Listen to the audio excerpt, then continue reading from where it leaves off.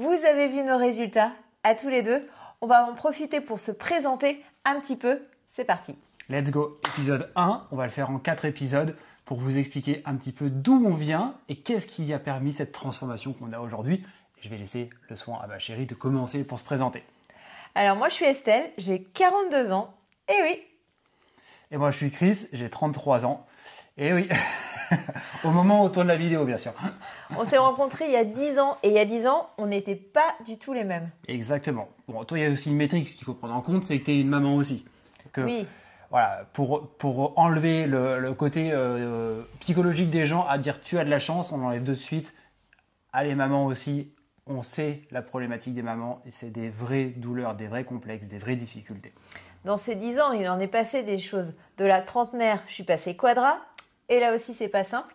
Effectivement, on a eu un enfant, donc ce sont des bouleversements. Ça fait partie de la vie.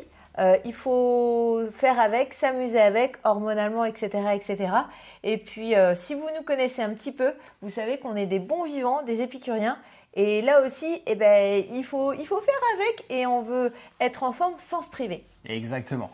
Du coup, dans le milieu dans lequel on vient professionnellement, moi j'étais cuisinier dans des services de restauration, en restaurant, j'ai fait pas mal de choses différentes jusqu'au moment où j'en ai eu vraiment ras-le-bol de ce surpoids qui me collait à la peau, surtout avec ce métier-là. Et moi, j'étais infirmière dans un service d'urgence. J'aimais mon métier. J'étais plus à la recherche d'énergie et franchement, j'étais une grande grignoteuse, très gourmande, plutôt axée, enfin non, pas plutôt axée sur le sucré, surtout, et assez complexée par le bas de mon corps. En fait, tout ce qui était la partie hanche, fesses. Je sais que je suis pas la seule et que ça vous parle. Du coup, moi, j'ai grandi dans une famille plutôt modeste où on m'a inculqué des choses, on m'a formaté à me dire que le changement de mon corps n'était pas possible, que j'étais en surpoids parce que je suis monté jusqu'à 104 kilos. Le changement de mon poids n'était pas possible parce que dans ma génétique, c'était comme ça. En fait, dans ma famille, tout le monde était gros, même le chien. Donc à un moment, le chien, je suis désolé, mais il n'a pas la note génétique. La problématique était qu'on était éduqué dans la famille avec une certaine mode d'alimentation. Et c'est ce qui fait qu'on avait ces résultats tous, autant qu'on était dans la famille, que ce soit les parents, que ce soit les enfants, les grands-parents, les oncles, les tantes, tout le monde était pareil parce qu'on mangeait, on avait la même base, les mêmes fondamentaux de l'alimentation. Et en gros, on t'avait programmé à ça. Programmé à ce que je sois comme ça et à me dire que c'était normal. Mais vous allez comprendre au fur et à mesure que moi, la norme, ça me fait chier, clairement. Tout comme moi, on parlait famille origine italienne, méditerranéenne, les formes généreuses, les hanches. On a des hanches et c'est comme ça. Et en fait, non, c'est pas forcément comme ça. Ça en allait aussi avec. Je me battais contre des douleurs articulaires qui étaient étroitement liées à ce que je mettais dans mon corps, à mon alimentation, mais j'étais pas forcément prête à l'entendre. Et puis vous verrez après que quand j'en ai fait l'expérience, tout ça s'est nettement amélioré. Moi aussi, dans ma famille, on disait des trucs. On disait, si tu es fatigué, mange. Alors ça, je l'ai entendu tout le temps. Et ma recherche était aussi en énergie. C'est-à-dire que le matin, je suis plutôt assez active. Au boulot, j'étais assez efficace. Et là, à 18h, le gros down.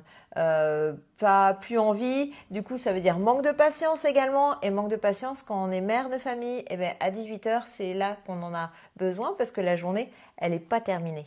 Exactement. Et moi, pour ma part, la zone qui me complexait, c'était l'appareil de ses hanches, de son bas du corps. Moi, ma zone qui me complexait, comme beaucoup de mecs, c'est la sangle abdominale, bien sûr, les poignées d'amour, le truc qui est bien désagréable. Les filles, des fois, elles aiment bien, c'est sympa, c'est mignon. Non, on dit qu'on aime bien parce que ça nous décomplexe, en fait, quand vous avez des poignées d'amour. Et ça, c'est un vrai sujet. Ça, c'est un vrai sujet. Et elle appuie sur un point qui est vraiment essentiel.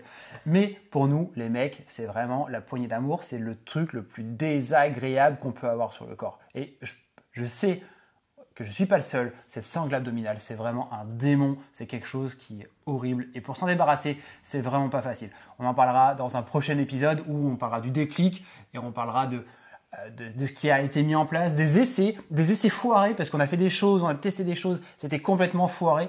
On a galéré à certains moments jusqu'à temps d'être formé et de comprendre vraiment les choses, mais vraiment, ça n'a pas été un long fleuve tranquille et ça.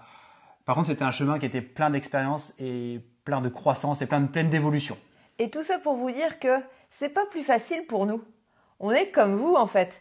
On s'est battu contre nos petits démons. On n'est pas né comme ça. Nous aussi, on a eu notre chemin et notre parcours. Et c'est tout ça qu'on souhaite partager avec vous. Exactement. Donc on vous dit à très bientôt dans un nouvel épisode. Ciao, ciao.